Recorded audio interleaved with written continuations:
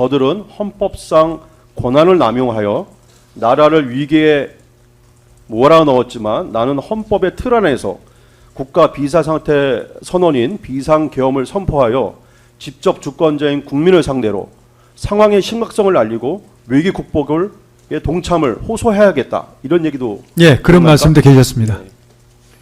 증인은 과거 합참 근무를 통해 통상의 계엄이 수만 명의 병력을 투입하여 강력한 군사 행동 조치를 하는 것으로 알고 있었기에 대통령인 피고인에게 군은 얼마나 투입하고 어떤 조치를 생각하시는지 물어봤죠. 제가 예. 대통령께 제가 대통령께 여쭤보기 전에 예. 먼저 대통령께서 저한테 질문하신 것으로 전 기억합니다. 뭐라고 말씀하셨냐면 비상계엄이 되면 그게 11월 1일로 기억합니다. 날짜는 12월 2일. 12월 1일. 예. 비상계엄이 선포되면 병력이 어느 정도 투입이 되느냐, 과거 전례로 봤을 때 그렇게 물어보셔서 제가 적게는 한 2, 3만, 많게는 5, 6만 정도 투입이 됩니다. 소요가 됩니다. 라고 말씀을 드렸더니 말씀은 안 하시더라고요. 그래서 제가 좀 기다리다가 아무 말씀이 없으시고 생각에 잠겨 계시는 것 같아서 혹시 뭐 다른 생각이 있으십니까? 라고 제가 질문을 했던 기억이 있습니다. 예. 그랬더니 대통령께서 그렇게 많은 병력을 투입해서 지금까지 해왔던 그런 계엄 말고 나는 다르게 하고 싶다. 그런 어떤 취지로 말씀을 하셨습니다. 그러시면서 소수 정예화된 간부 위주의 병력만 좀 투입을 해서 질서 유지 차원으로 좀 하고 핵심은 이런 어떤 그 나라가 위기에 빠진 상황을 국민에게 알리는 게 중요하니까 거기에 초점을 맞춰서 좀 하고 싶다. 그렇게 말씀하셔서 제가 그러면 재경 지역의 병력을 보면 한 3,000에서 5,000명 정도 그 정도 규모는 가능하다 하고 말씀드렸더니 그것도 많다고 그러시더라고요. 그러시면서 정확히 기억은 안 나는데 하여튼 수백 명을 말씀하셔가지고 제가 그때 느낌이 아니 이게 그러면 무슨 계엄입니까? 라고 얘기를 했던 것 같습니다. 예. 그때. 그래서 이제 그런 상황에 있었던 것을 기억합니다. 그 병력과 관련돼서 좀 자세히 제가 여쭤보겠습니다. 예. 병력 규모와 관련돼서. 예. 피고 당시 대통령은 증인에게 계엄을 선포하는 데 필요한 사항을 검토해서 신속하게 보고해달라고 하였고 증인은 합참 근무 경력을 가지고 있기 때문에 증인이 혼자 직접 검토 준비해서 어느 누구에게도 알리지 않고 철저하게 보안을 유지해달라고 이렇게 당부를 했었죠. 네, 보안에 대해서 각별히 당부를 하신 것은 명확히 기억이 납니다. 그리고 대통령은 생방송으로 대국민 담화를 통해서 계엄 선포를 할 것이라고 이렇게 말씀도 하셨죠. 직접 하시겠다고 그랬습니다. 예. 그 증인은 그 경호처장 시절부터 피고인과 나눈 대화를 통해서 알고 있는 피고인의 국가관, 안보관, 국가 상황 인식과 대통령 관저에서 들은 이러한 이야기를 바탕으로 먼저 계엄 선포 관련 대국민 담화문을 작성하고 국무회의 절차 등 검토 사항과 1차 포고령 안을 만들어서 며칠 후에 대통령 관저로 찾아갔죠. 네, 그렇습니다. 예.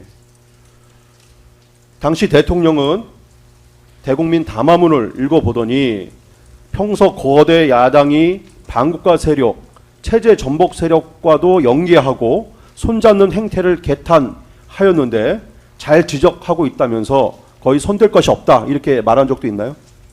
예, 제 나름대로 이제 대통령님의 평소 생각을 많이 반영한다고 노력을 했습니다만 대통령께서 어떻게 생각하실까 궁금했는데 그때 제 기억은 크게 손질을 수정 소요가 크게 없었던 것 같습니다. 워딩 몇 개만 이렇게 바꾸신 걸로 저는 기억이 납니다.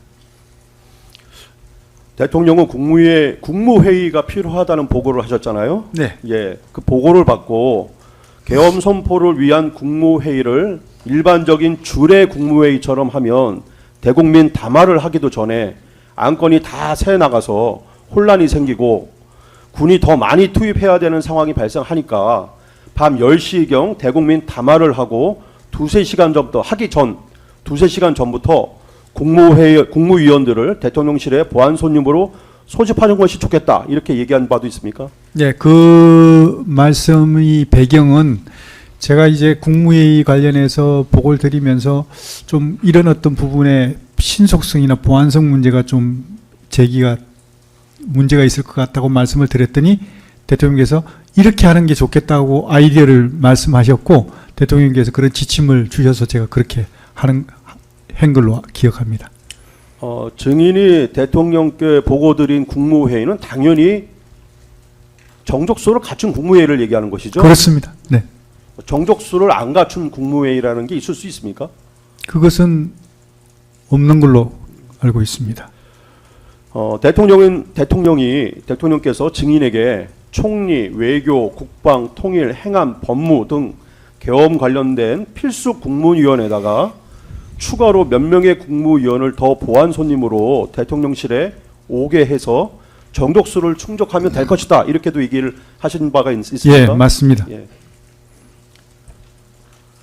대통령은 비상계엄은 대통령의 국가 긴급급 행사이므로 주례 국무회의처럼 할 수 없고 신속 보안 필요성이 있으면 이런 방법으로도 할 수 있다. 이렇게도 얘기를 했습니까? 예, 그래서 제가 안심을 했습니다. 예. 그전에는 국무회의 때문에 제가 굉장히 고민을 많이 했었거든요. 이걸 어떻게 해야 되나 하는 고민을 많이 했었는데 그런 고민을 대통령께서 해소시켜 주신 것으로 저는 기억이 남습니다. 증인이 고민했던 국무회의라는 것이 통상 주례 국무회의라는 그렇습니다. 것은 안건이 회부되면 상정되면 차관 회의가 먼저 이루어지죠. 차관들이 먼저 회의를 통해서 안건을 조정하고 최종적으로는 그 안건이 국무회의 위에 올라가기 때문에 이 모든 절차를 거친다면은 당연히 누설 또는 보안 취약성 이런 문제가 발생하기 때문에 그렇습니다. 걱정을 하셨다는 것이죠. 네, 맞습니다. 예. 그날 대통령은 증인에게 병력과 관련돼서 보병 1개 중대 규모가 몇 명이냐 이렇게 물어본 바 있습니까? 네, 뭐 그 유사하게 예. 좀 하문하신 걸로 기억합니다. 이에 증인은 120명에서 130명 가량 된다고 하자 당시 대통령이 2개 중대 규모 250명씩 2개 병력으로 구성해서 2개 50명을 2개 병력으로 구성해서 1개 250명은 국회에 또 1개 병력은 선거관리위원회 전산 시스템이 있는 곳에 나누어 보내라 이렇게 말하는 사실 있습니까? 사실 뭐 250명, 280명 뭐 이런 말씀이 막 계셨다는 어떤 그 기억은 크게 제가 뭐 이렇게 나진 않습니다. 왜냐하면 제가 그때 느낌은 뭐 대통령님 차원이나 제 차원에서 250명이나 280명 뭐 이런 것들이 무슨 큰 의미가 있겠느냐. 예. 그것보다는 대통령님의 그 말씀 자체는 병력을 최소화해서 투입을 시키라는 그런 의지의 표현으로 저는 받아들이기 때문에 숫자에 대해서는 제가 신경을 솔직히 못 썼습니다. 혹시 경험 있는 부사관 이상으로 편성하라라고 헌재에서도 답변을 하셨는데요. 대통령이 이렇게 말씀하셨다고. 그건 말씀하신 예. 바 있습니다.